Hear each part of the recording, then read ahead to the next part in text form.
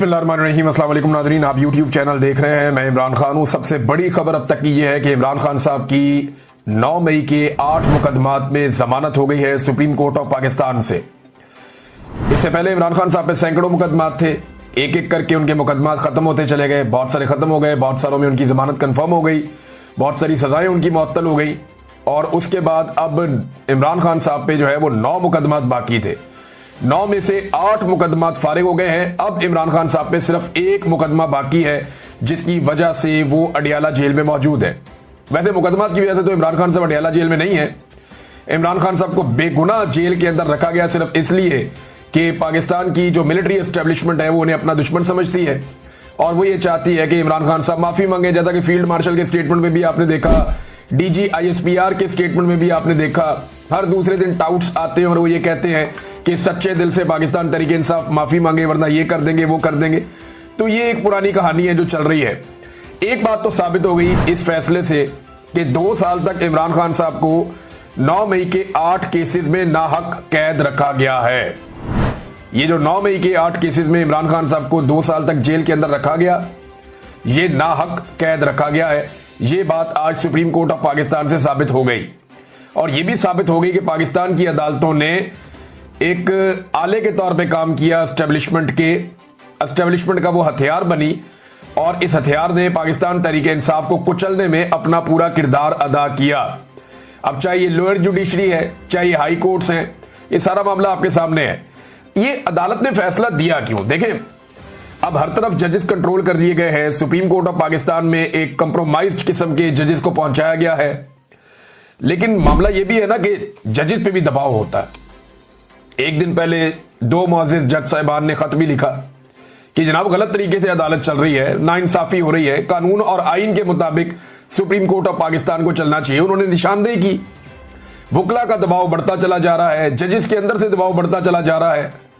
ये जब सारी चीजें होती हैं और उसके ऊपर सुहेल वड़ाइस साहब आर्मी चीफ की ख्वाहिश लाके छाप देते हैं कि जनाब इमरान खान इसलिए तो जेल के अंदर बंद नहीं है कि उसने जुर्म किए हुए, वो तो जेल में इसलिए बंद है कि वो आसिम मुनीर साहब से माफी नहीं मांग रहा या वो सच्चे दिल से माफी नहीं मांग रहा। अगर वो सच्चे दिल से माफी मांग ले तो मामला आगे बढ़ सकता है। तो सुहेल वड़ाइस साहब की तहरीरों पर तहरीरें आना शुरू हो जाती हैं। यूरोप के दौरे के ऊपर हमें आप सैर करें, लेकिन वहां पर भी ड्यूटी इतनी सख्त है कि वहां से वो तहरीरें लिख लिख के दे रहे थे ख्वाहिशात को जो है वो अमली जामा पहनाने के लिए। और ख्वाहिशात किसकी है? मिलिट्री एस्टेब्लिशमेंट की है। फील्ड मार्शल से उनकी मुलाकात होती है। ये सारी चीजें मिलकर अदलिया के ऊपर एक बहुत प्रेशर बना गई थी और अदलिया जो है बहुत बुरी तरह एक्सपोज हो गई थी। फिर एक के बाद एक तारीख हो रही है, एक के बाद एक तारीख हो रही है।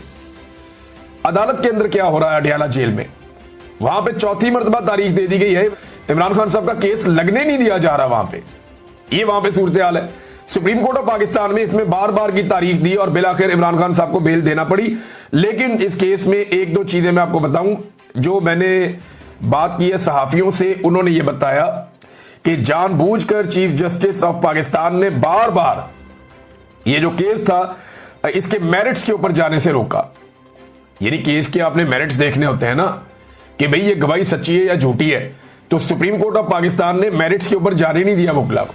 ऐसा लगता है सुप्रीम कोर्ट ऑफ पाकिस्तान नहीं चाहती थी कि पंजाब हुकूमत या पाकिस्तान की एस्टेब्लिशमेंट या जो अदलिया है, लाहौर हाई कोर्ट हो गई, या जो दहशतगर्दी की अदालतें हैं, उनके सारे जजेस एक साथ मुतनाज़े हो जाएं, क्योंकि उन्होंने नाइंसाफी पर मबनी फैसले दिए हैं। वो पुलिस वाला टेबल के नीचे घुस गया, सोफे के नीचे घुस गया, पुलिस वाला पर्दे के पीछे छुप गया, वो इतनी दूर से 4-4, 5-5 बैरियर क्रॉस करके सारी सिक्योरिटी में से गुजरता हुआ सलमानी टोपी पहन के वो इमरान खान साहब के सामने पहुंच गया। भाई इस तरह की गवाहियों के ऊपर कौन खड़ा होता है? और एक शहर में गवाही कुछ और है, दूसरे में कुछ और है, तीसरे में कुछ और है। तो तहरीक इंसाफ तो तैयारी करके गई हुई थी, लेकिन चीफ जस्टिस ने इन मेरिट्स के ऊपर बातचीत नहीं होने दी। इससे पूरी की पूरी अदलिया जो है उसके कपड़े उतर जाते हैं।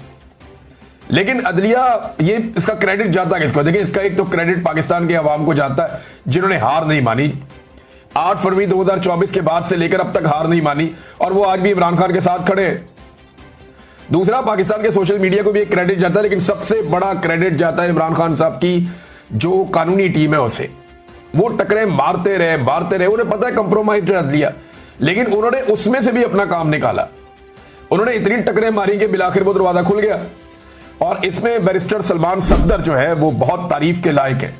इमरान खान साहब की जो पूरी वकला की टीम है वो सभी मुबारकबाद के लायक हैं। बैरिस्टर सलमान सफदर साहब हैं, सलमान अकरम राजा साहब हैं, इन लोगों ने बड़ा अच्छा काम किया। लेकिन जो एक प्रोफेशनली मैंने देखा कि जिस वकील ने बहुत अच्छी हैंडलिंग की तमाम मामलात की और मुकदमात की, वो बैरिस्टर सलमान सफदर है।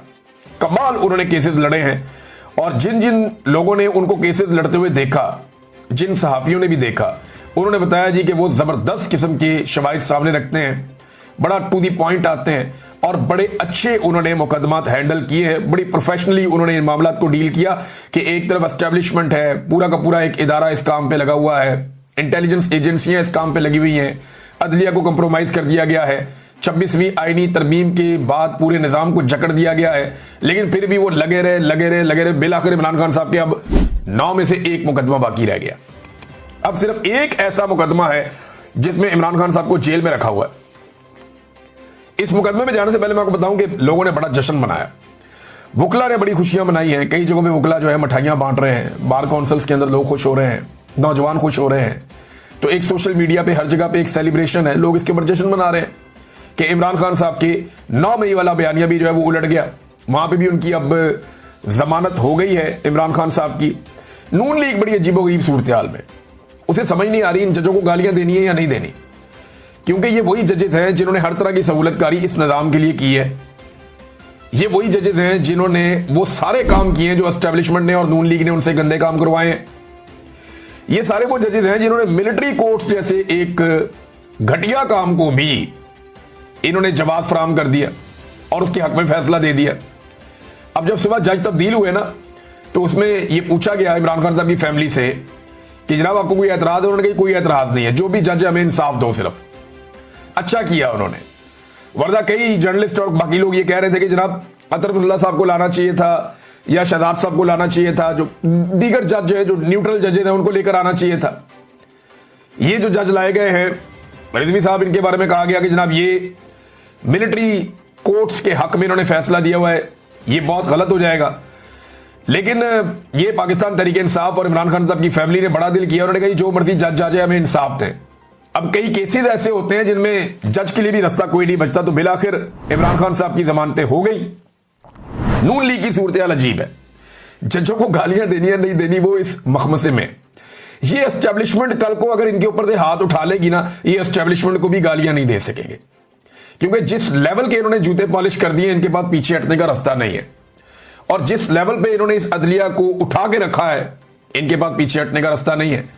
अब ये कैसे कह सकते हैं कि जनाब ये जजेस, क्योंकि ये जजेस ये लोग खुद लेकर आए हैं, तहरीक इंसाफ ने तो इनकी मुखालफत की थी, वो तो मंसूर अली शाह साहब की बात कर रहे थे। ये जजेस, ये हुकूमत खुद लेकर आई है।